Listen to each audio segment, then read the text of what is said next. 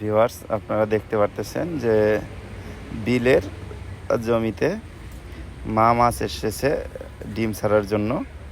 অল্প পানিতে মা মাছ ডিম ছেড়ে থাকে, তো মাছের সংখ্যা অনেক বেড়েছে। সবার উদ্দেশ্যে একটা কথা থাকবে যে আপনারা কেউ দয়া করে মা মাছ মারবেন না, মা মাছ ধরা থেকে বিরত থাকবেন। কারণ এই বর্ষা মৌসুমে মা মাছ হচ্ছে ডিম দেয়।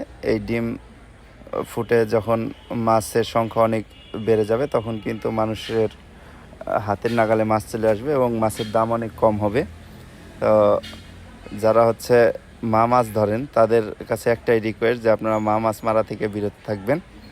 বিলের পানিতে মাছের সংখ্যা অনেক বাড়ছে, আপনারা দেখতে পারতেছেন। আমি দূর থেকে হচ্ছে জুম করে ভিডিওটা নিয়েছি আপনাদের দেখানোর স্বার্থে যে মাছ কিভাবে অল্প পানিতে এসে খেলা করতেছে। এটা হচ্ছে আমাদের রাজেরের খালপাড় নামক এলাকায়। খালপাড়ে হচ্ছে নতুন পানি আসছে, জোয়ারের পানি।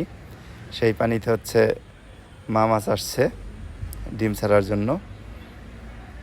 তো দেখে অনেক ভালো লাগছে। আমার সাথে আমার বন্ধুরা ছিল, তারা বলছে চলো বন্ধু আমরা মাছ ধরি।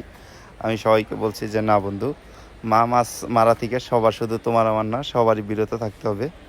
কারণ মা মাছ ধরলে মাছের সংখ্যা অনেক কমে আসবে। এমনিতেই দেশে মাছের যে দাম, তাতে হচ্ছে আমরা যদি এই মা মাছগুলো ধরে ফেলি, যে চায়না জাল বেরোইছে, এই চায়না জাল দিয়ে অনেকে মাছ ধরে, অনেক জেলে।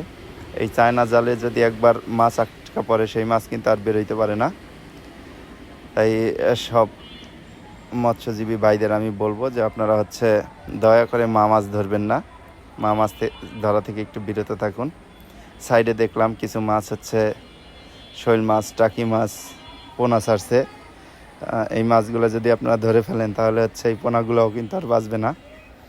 তো মাছের বৃদ্ধির জন্য, প্রজনন বৃদ্ধির জন্য আমাদের সবার উচিত মা মাছ ধরা থেকে বিরত থাকা। আপনাদের দেখানোর চেষ্টা করতেছি মাছ নতুন পানি পেয়ে কেমন করতেছে।